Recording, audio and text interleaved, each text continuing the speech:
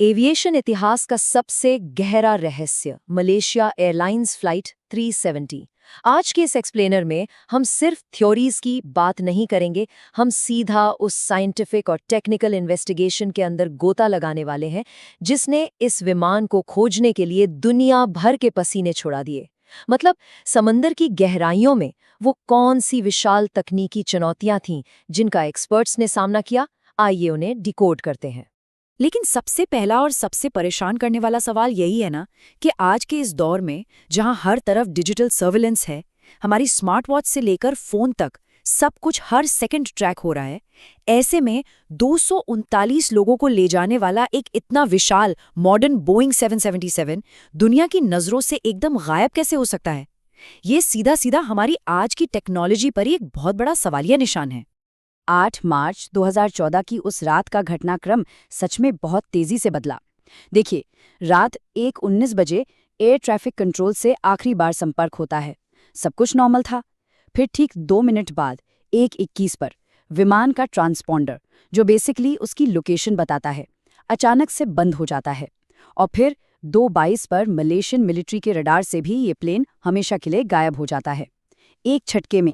तो यहाँ सबसे क्रूशल पॉइंट ये है कि 0222 पर जैसे ही विमान अंडमान सागर के ऊपर मिलिट्री रडार की सीमा से बाहर निकला, जांच पूरी तरह से गहरे अंधेरे में डूब गई, क्योंकि इसके बाद विमान को ट्रैक करने के लिए कोई रडार नहीं था, कोई ट्रांसपॉन्डर डेटा नहीं था। किसी को कोई आइडिया नहीं था कि प्लेन किस तरफ मुड़ा या उसके साथ आखिर हुआ क्या। खैर, जब रडार फेल हो गए तब एक बिल्कुल अप्रत्याशित जगह से नई उम्मीद जागी। प्लेन के कम्युनिकेशन सिस्टम और आसमान में मौजूद सैटेलाइट के बीच एक ऑटोमेटेड हैंडशेक, या जिसे पिंग कहते हैं, वो बैकग्राउंड में चालू था। भले ही पायलट से कोई बात नहीं हो रही थी, लेकिन ये सिस्टम हर घंटे सैटेलाइट को एक खामोश सिग्नल भेज रहा था। उस घने अंधेरे में ये पिंग्स किसी डिजिटल सुराग से कम नहीं थे। अब इन पिंग्स से जानकारी निकालना कोई आसान काम नहीं था।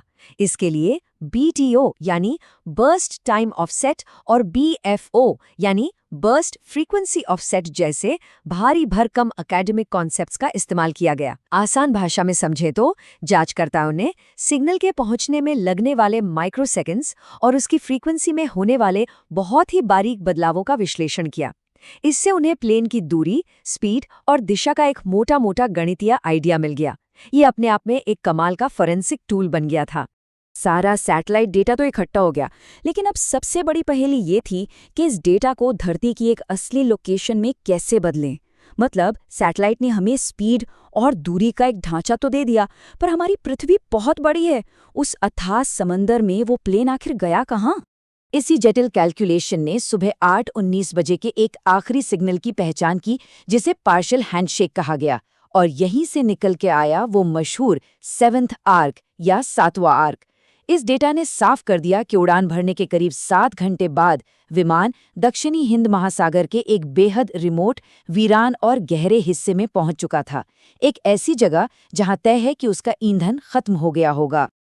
अब इस विशाल आर्क के आसपास खोज को थोड़ा और सटीक बनाने के लिए एक्सपर्ट्स ने बिना किसी पूर्वाग्रह के कई अलग-अलग साइंटिफिक मॉडल्स बनाए। उन्होंने हर पॉसिबिलिटी को परखा।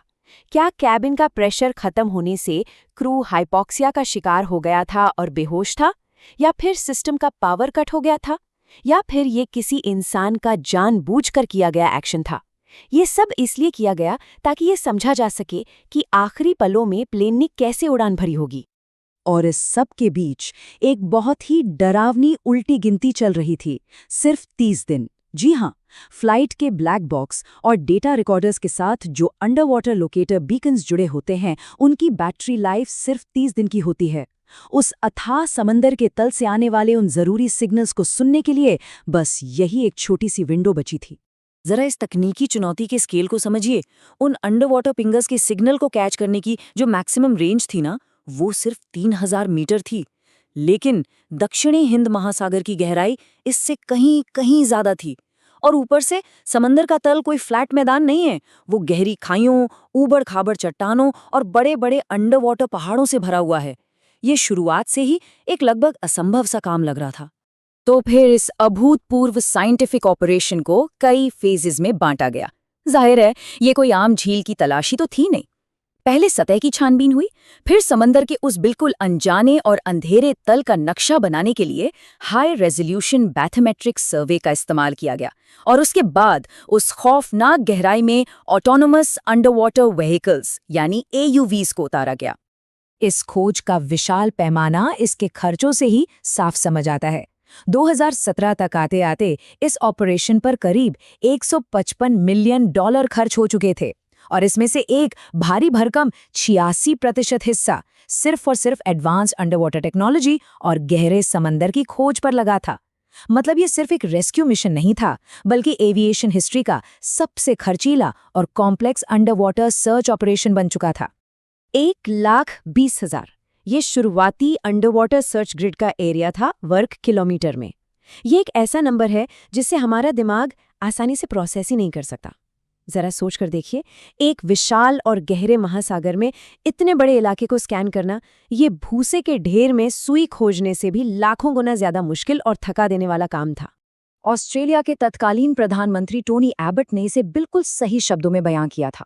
उन्होंने कहा था कि ये जगह दुनिया में बिल्कुल वीरान होने के सबसे करीब है। यहाँ का भयंकर माहौल, तूफानी हवाएं, विशाल लहरें और वो खौफनाक गहराई, प्रकृति खुद ही यहाँ एक दीवार बन के खड़ी थी। ये मानो एक अल्टीमेट लॉक्ड रूम मिस्ट्री बन गई थी, जहाँ वो कमरा ही सबसे बड़ा दुश्मन था। फिर 1 साल से भी ज्यादा समय बीत जाने के बाद जुलाई 2015 में अचानक एक बहुत बड़ी उम्मीद नजर आई। विमान के विंग का एक हिस्सा, जिसे फ्लैपरॉन कहते हैं, वो बहकर रियूनियन आइलैंड के किनारे आ गया, सर्च एरिया से पूरे 4000 किलोमीटर दूर। समुद्री जीवों से लिपटा हुआ ये मलबा इस पूरे रहस्य का पहला ठोस फिजिकल सबूत था। अब यहाँ साइंस का कमाल देखिए। इस मलबे के मिलते ही रिसर्चर्स ने रिवर्स ड्रिफ्ट मॉडलिंग नाम की एक शानदार तकनीक का इस्तेमाल किया। मलबे पर जो समुद्री जीव यानी बार्निकल्स चिपके थे, उनका एनालिसिस किया गया ताकि पता चले कि वो कितने समय से पानी में हैं। फिर हिंद महासागर की लहरों और धाराओं के डेटा को कंप्यूटर पर रिवर्स में चलाया गया ताकि उस मलबे के सोर्स को वापस इसी 7th एक्ट तक ट्रैक किया जा सके। ये वाकई में माइंड ब्लोइंग था। और ये खोज वहीं नहीं रुकी। ओशन इन्फिनिटी जैसी कंपनियों ने अपने हाई टेक ऑटोनॉमस व्हीकल्स के साथ इस मिशन को जारी रखा। अभी हाल ही में 2025-2026 के बीच नो फाइंड नो फी के बेसिस पर पूरे 55 दिनों तक एक नया सर्च ऑपरेशन चला, जिसने 15,000 वर्ग किलोमीटर के एक नए एरिया को टारगेट किया।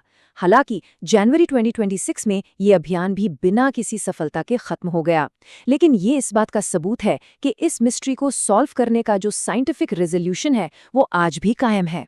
वैसे इस भयंकर त्रासदी और इतनी बड़ी खोज के बीच एक बिल्कुल अनजानी साइंटिफिक उपलब्धि भी हासिल हुई। इस पूरे ऑपरेशन ने गहरे समुंदर के उन विशाल अंडरवाटर पहाड़ों, पनडुब्बी घाटियों और जियोलॉजिकल फीचर्स का ऐसा नक्शा तैयार कर दिया जिन्हें इंसानों ने पहले कभी नहीं देखा था। मतलब अनजाने में ही सही, इस सर्च ने ओशनोग्राफी या महासागर विज्ञान के क्षेत्र में एक बहुत बड़ा और ऐतिहासिक योगदान दे दिया।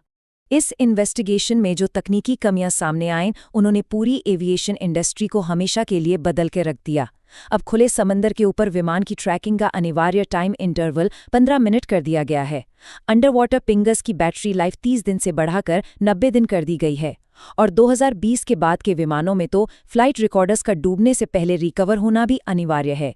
ये सब इसलिए ताकि ऐसा हादसा दोबारा कभी न हो। इस पूरी जांच की अविश्वसनीय चुनौतियों को देखने के बाद अंत में एक बहुत ही गहरा सवाल हमारे सामने आके खड़ा हो जाता है।